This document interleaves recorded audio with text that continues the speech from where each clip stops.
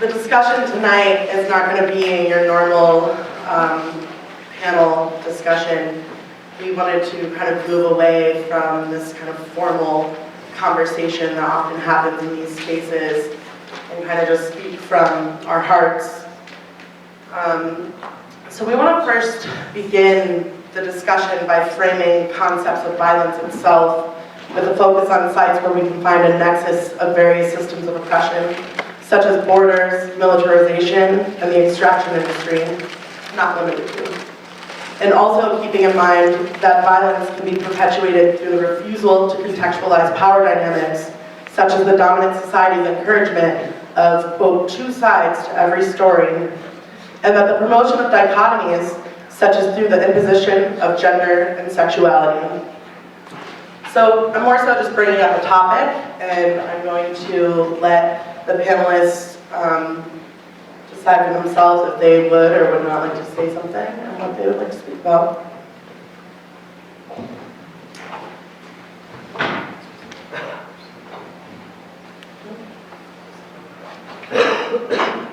Violence, framing violence.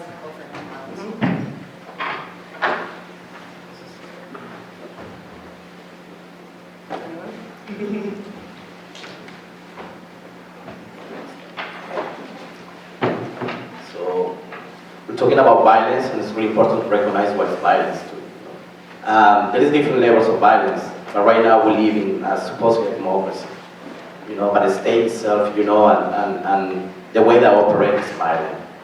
Like we always use words as a white supremacy, anti-colonial violence, and we think about that, there is an erasure of violence and history, but every single day, a person of color, indigenous person, a black person, a queer, a trans person, walk in this world and this system and this state, and this government, like in these cities, it's like violence every single day in different ways, from the most subtle ways to the most like in-your-face ways, so.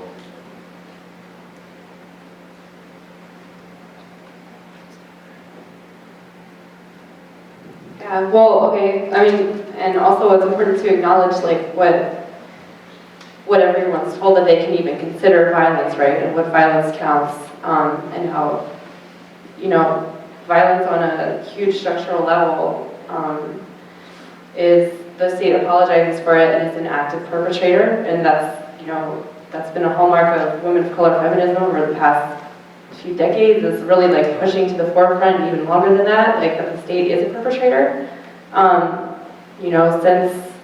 Since the invasion and forming of the U.S. empire and all over, we have to talk about these foundational like genocidal practices, settler colonialism, slavery that formed what's going on today, to contextualize the conditions today. So this more expansive idea of what violence even is, it has nothing to do with what the state dictates, and yeah, I think we need to like be pushing to expand that.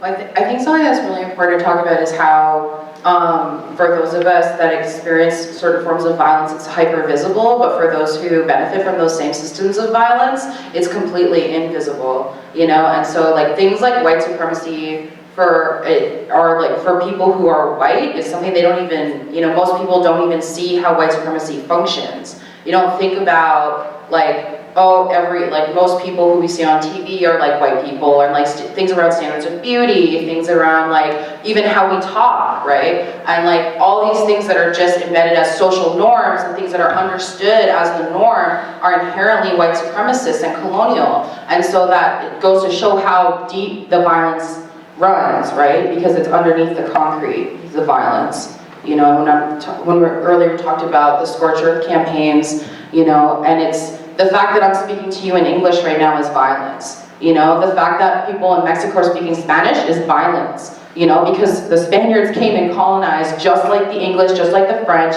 just like Canada, the United States, this entire process, And so some things that I like really think is important, is there's something that I like to talk about is anti-violence. And so for instance, I think that self-defense is anti-violence.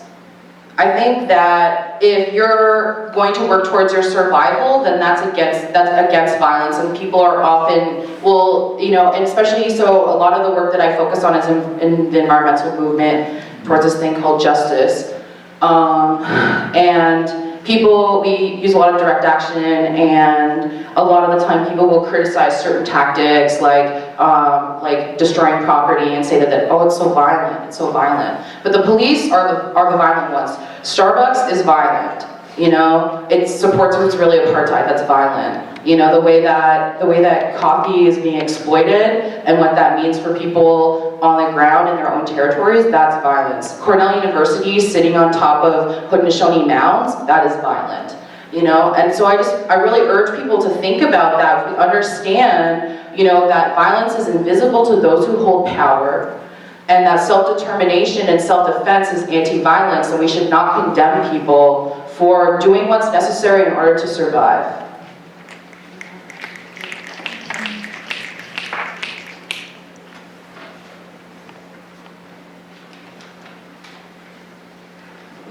So I'm just thinking about my recent experiences that I've had about thinking about what's visible, what's invisible, forms of violence. Thinking about citizenship, thinking about legal status, right? Another form of violence of who has the right to be here, who has the right not to be here, who deserves to be here, who doesn't deserve to be here. So again, thinking about language, what kind of language is used towards, recognizing or acknowledging, bodies, certain voices, right? Even thinking about just the fact of what language is understood as, as words, and others are understood as noise, right? So just thinking about the borderlands, as people who just came from the vigil, thinking about in the borderlands, just how recently I was illegally arrested for, I am a legal U.S. citizen, however, for resisting, border tactics of harassment and intimidation, I was disciplined, right? So why, as Amanda's sharing, why are we condemned, right, for, our self-preservation? So I think that's really important to think about who's being condemned and for what and why.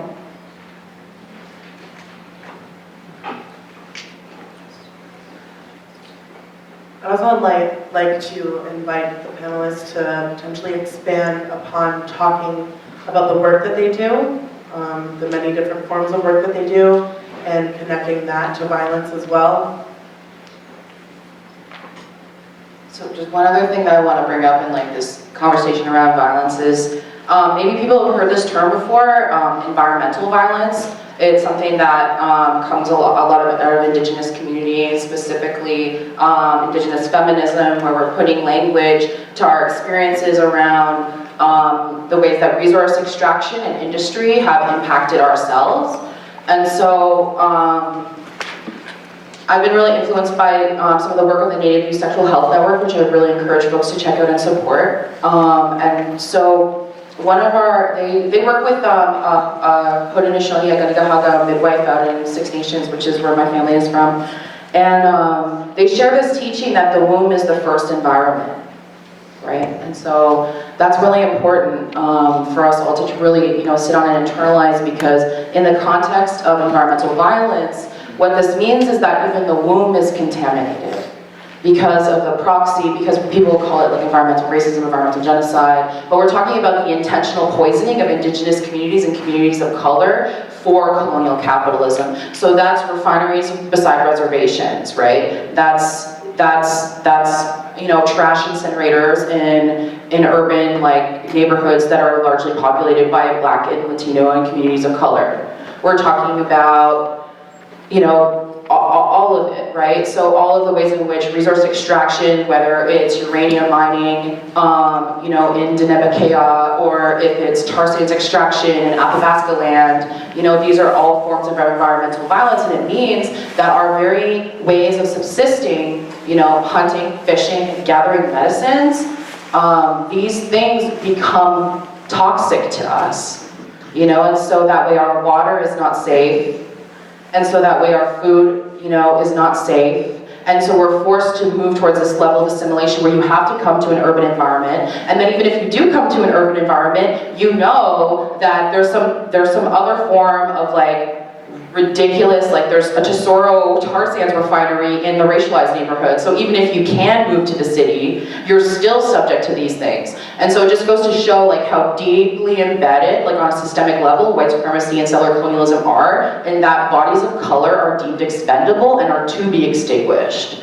And so environmental violence puts language to that experience of how our environment itself, you know, has been impacted, and how even from first experiences in the womb, there's contamination, you know. And personally, I feel like it's important to extend that conversation to, say, the context in Gaza where folks live in an open air prison. That's environmental violence, if you ask me. Living in a prison, you know, even in terms of the prison industrial complex, that's also environmental violence, and the ways in which the circumstances that we're forced to try to survive are trying to kill us, and that the things that ought to nourish us, like food and water, are becoming weapons and tools of the colonizer.